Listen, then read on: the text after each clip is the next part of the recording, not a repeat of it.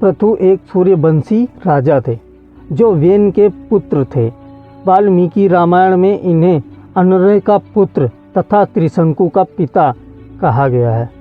ये भगवान विष्णु के अंशावतार थे।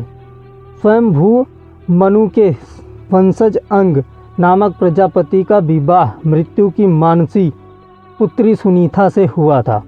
वेन उनका पुत्र हुआ। सिंहासन पर बैठते ही उसने यज्ञ कर्मादि बंद कर दिए। ऋषियों ने मंत्रपूत कुशों से उसे मार डाला। सुनीता ने पुत्र का शव सुरक्षित रखा, जिसकी दाहिनी जंघा का मंथन करके ऋषियों ने एक नाटा और छोटा मुख वाला पुरुष उत्पन्न किया। उसने ब्राह्मणों से पूछा कि मैं क्या करूं? ब्राह्मणों ने निषाद बैठे कहा, इसलिए उसका नाम निषाद पड़ा। उस निषाद द्वारा वेन के सारे पाप कट गए। बाद में ब्राह्मणों ने वेन की भुजाओं का मंथन किया, जिसके फलस्वरूप स्त्री पुरुष का जोड़ा प्रकट हुआ। पुरुष का नाम पृथु तथा स्त्री का नाम अर्ची हुआ। अर्ची पृथु की पत्नी हुई। यह लक्ष्मी का अवतार थी। पृथु का राज्याभिषेक हुआ। वेन के पाप चरणों से पृथ्वी धनहीन हो गई।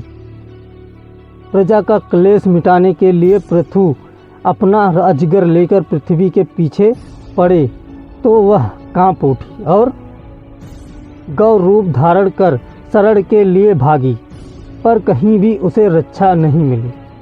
उसने राजा से प्रार्थना की कि वह अपने उदर में पच्चे धन धान्य को दूध के रूप में दे देगी, बशर्ते कि एक बछड़ा दें। स्वयंभू मनु ने को बछड़ा बनाकर पृथ्वी दूही गई। अंत में राजा ने पृथ्वी को कन्या रूप में ग्रहण किया। पृथु बड़े धर्मात्मा एवं भगवत भक्त थे।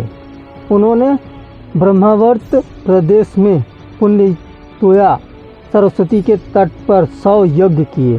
100वां यज्ञ चलते समय ईर्ष्यालु इंद्र ने इनका अश्व चुरा लिया, तो ये कुपित हो गए और धनुष पर अपना बाण चढ़ा लिया।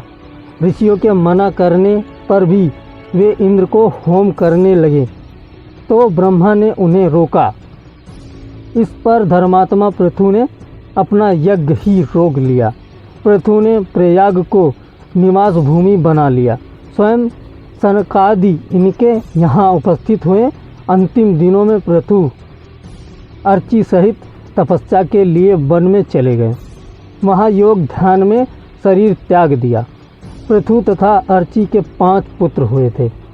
विजितास्त्र, धूम्रकेश, हर्षयस, द्रविड़ और वृक। अर्चीपति की चित्ता पर चढ़कर सती हुई थी। एक पृथु था विष्णु वंश के चित्ररथ का पुत्र, जो विदुर का भाई था।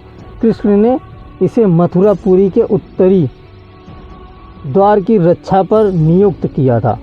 प्रभास तीर्थ में यादव वंश के अंत के समय यह भी परस्पर कलह में मारा गया।